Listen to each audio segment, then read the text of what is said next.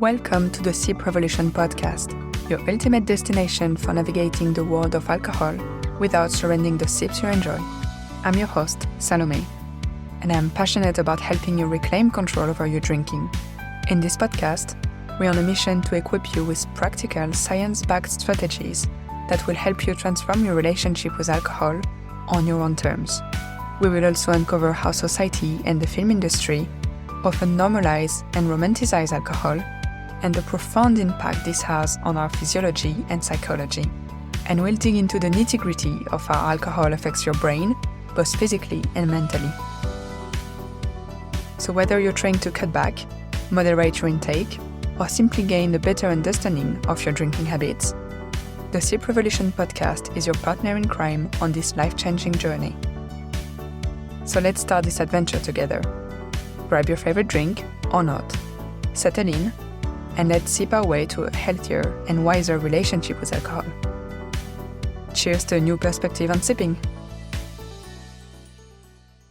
Before we dive in, I just wanted to let you know that I created a free resource in which I explain exactly how I went from alcohol addiction to being able to drink in moderation effortlessly.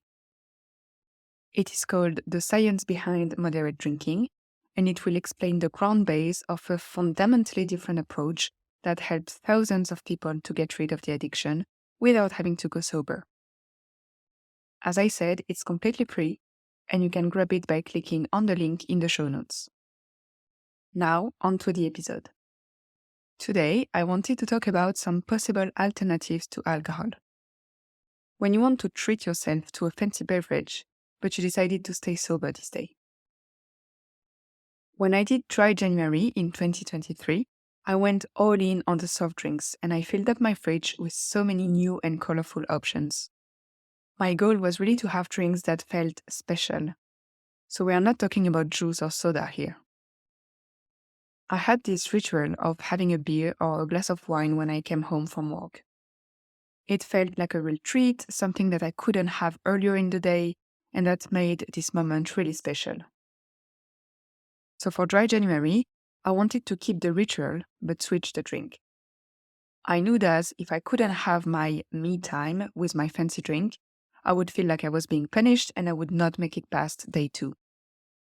So here are some of the things that I tried, ranked by order of preference. My all-time favorite is at the end. In number 7, I have alcohol-free beers. Not a huge fan of alcohol-free beers, but I like the idea of having my usual, except that it is an alcohol-free version. I have different brands and I usually keep one of it in the fridge, like Corona, Budweiser, Guinness, and Brewdog. Number 6, flavored sparkling water. This is something that I can have at any point in the day, and it is a nice alternative to regular water. But I don't consider it to be a replacement for my glass of wine. I do like that there are plenty of flavors available, and it brings a lot of diversity and color in my fridge. Number 5 is iced tea. I don't know why I never drank iced tea before, and why it took me so long to give it a go. I really enjoy the taste. I find it refreshing, and it gives a very summery vibe to my day.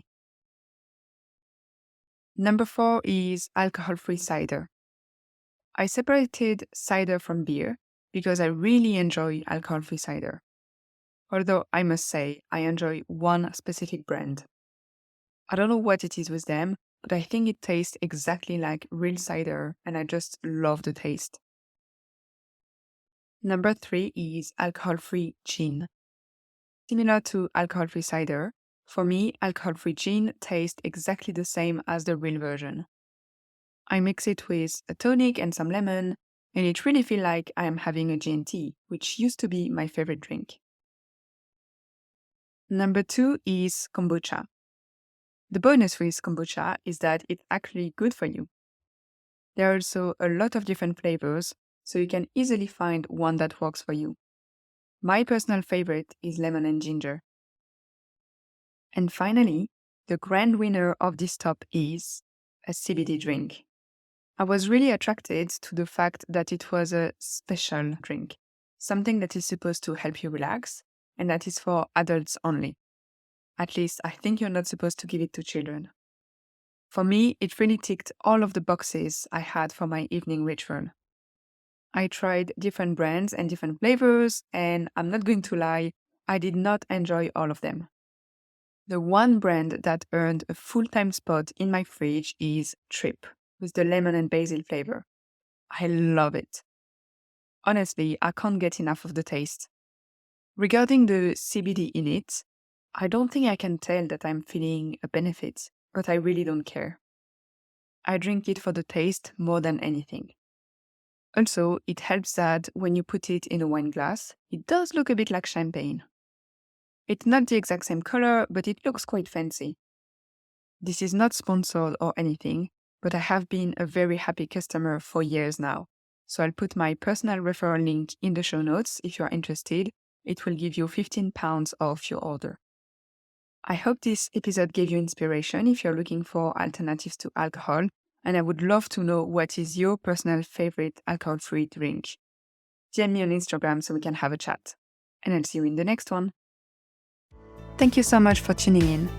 If you want to learn more about my story and the science behind moderate drinking, download your free handbook in the show notes. If you enjoyed this episode, leave me a rating or a review. It helps us reach even more listeners and transform lives. I'll see you next time on the Sleep Revolution podcast.